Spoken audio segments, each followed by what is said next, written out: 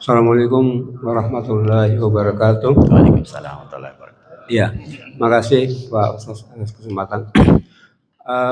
Pertanyaan saya ada dua Pak Ustaz.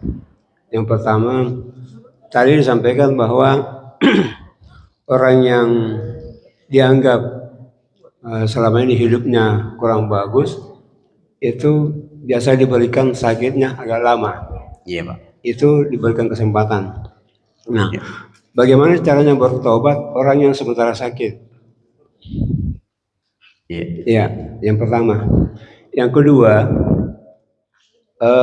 kalau orang mati syahid, kalau yang saya tahu, yang selama ini kan mati syahidnya dalam peperangannya, Iya Pak. itu dikubur bersamaan dengan pakaiannya. Ya. Nah, bagaimana dengan orang sakit yang tidak dalam peperangan seperti tadi mempertahankan harta, keluarga, apa lagi? Ya, itu dua Pak Ustaz. Terima kasih. Assalamualaikum warahmatullahi wabarakatuh. Waalaikumsalam warahmatullahi wabarakatuh. Yang pertama perlu kita pahami, syahid itu ada dua, syahid dan syahid fil qital. Ya, syahidus syariah. Jadi syahid yang pertama adalah syahid yang berhubungan dengan pahala. Jadi orang yang mati tenggelam dan seterusnya tadi, itu namanya syahid dalam sisi pahala. Ya. Nah, maka ketika meninggal dunia dia diperlakukan seperti biasa, mandikan, dikafani, disolati dan dikuburkan, ya, seperti biasanya. Adapun orang yang syahid syariah, yaitu dengan mati di medan perang, maka dia dikuburkan dengan pakaiannya. Nah, bahkan salah satunya juga itu orang yang sementara berihram, meninggal dunia dalam keadaan berihram, dia ihram haji atau ihram umroh, itu dikubur dengan pakaian ihramnya. Kenapa? Dalam hadis disebutkan karena dia akan dibangkitkan di hari kiamat dalam keadaan berihram. Itu balasan Allah untuk orang-orang yang meninggal dalam keadaan yang mulia seperti itu. Begitu Pak. Ke pertanyaan pertama, bagaimana caranya bertobat orang yang dalam keadaan sakit? Kalau dia dalam keadaan sakit keras tapi masih sadar, istilahnya masih connect otaknya dan masih bisa, maka tentu ketika dia dinasehati dan segala macam bisa saja dia sadar Pak. Nah sekarang mungkin yang jadi pertanyaan, sakit keras sekali itu Ustaz, sampai dipasangkan alat, nah tolok ini meninggal begitu. Ya, bisa saja Pak, saat-saat dia sebelum dalam keadaan sakrat itu, dalam keadaan yang keras itu, dia bisa saja bertobat. Kita dengarkan hadis ini, dan ini perlu diperhatikan oleh setiap orang.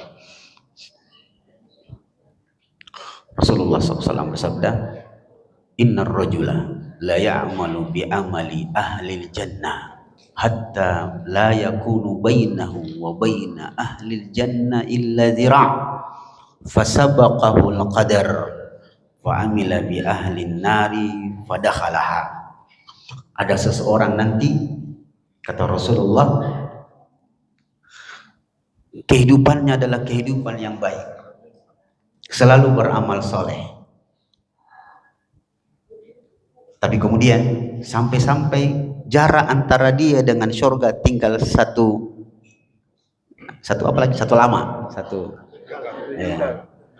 jengkal. Fasabaqahul qadar, dia telah didahului oleh takdir Allah Subhanahu wa taala, maka dia melakukan amalan ahli neraka dan dia masuk ke dalam neraka. Sebaliknya, ada orang, kata Rasulullah, amalannya buruk sampai jarak antara dia dengan neraka sudah tinggal satu jengkal, sabaqahul qadar. Ya, Allah kemudian telah menetapkan takdir sebelumnya bahwa dia adalah ahli surga, dia sempat melakukan amalan ahli surga, dia masuk surga. Nah, jadi hati-hati. Ternyata kalimat pertama tadi, ada orang yang melakukan amalan-amalan baik, ya, tapi akhirnya masuk neraka, itu karena dia setiap amalannya tidak ikhlas. Karena dalam riwayat, ya, fima yarahun nas, dia melakukan amalan baik karena dia ingin dipuji oleh manusia, maka dia pun masuk masuk neraka. Jadi itulah sebabnya kita tidak boleh mencap orang. Kau sembahyang. Ya, dulu amik Pak Ustaz 3 kali 4 kali diajak pergi sembahyang. Kemudian ustaznya sudah emosi. Kau gak ada deh. Kalau aku sini kita tanjak neraka. Oh, ndak boleh. Ndak boleh. Kau ahli neraka kau. Ndak boleh, Pak. Ndak boleh langsung mengklaim orang ahli neraka. Ndak boleh. Dan tidak boleh mengklaim orang kalau itu ustaz kayak masuk surga Mia, pasti masuk surga, apalagi hitam jidatnya. Oh, tidak boleh, Pak. Ndak boleh. Ndak boleh. Ayah. Bapak saya mau sebutkan ada satu orang ulama mati dalam keadaan kafir di Saudi, Pak. Orang Arab. Kalau saya tidak salah, saya punya bukunya di rumah, tulisannya sampai dia digelari Syekhul Islam. Ya. Tapi dia meninggal dalam keadaan kafir. Padahal ulama hebat sekali. Ada orang bajingan, tapi akhirnya dia menjadi orang yang sadar, bahkan jadi mubalik. Jadi tidak boleh mengklaim. Adapun mendoakan dia. Sampai agama kita mengajarkan, sampai orang kafir pun tidak boleh kita mengatakan kau neraka kau. Kau minta maaf, kau nonis kau. Masuk neraka kau. Tidak boleh, Pak. Karena boleh jadi dia masuk Islam dan dia mendapatkan surga. Saya ingin ceritakan satu kisah yang disebutkan kalau saya tidak salah dalam Sahih Muslim dan diceritakan kembali oleh Imam Ibnu Katsir. Kalau saya tidak salah berkaitan dengan satu ayat, saya lupa. Tapi disebutkan dalam Sahih Muslim. Ada seorang badui itu menunggang ontanya menuju Rasulullah sallallahu alaihi wasallam. Yang saat itu Rasulullah sementara berada di atas ontanya dengan beberapa sahabat. Orang itu kemudian memacu. Jadi orang Badui, dia orang kafir. Dia datang menuju Rasulullah, lalu dia bilang, ketika Rasulullah melihat dia dari jauh, Rasulullah mengatakan kepada sahabatnya, tenang dulu, sepertinya orang itu menuju kita. Betul, orang itu, Pak, menuju Rasulullah. Lalu orang itu mengatakan, ya Muhammad. Jadi dia bilang ya Rasulullah, karena dia belum Islam. Ya Muhammad, akhbirni anil Islam.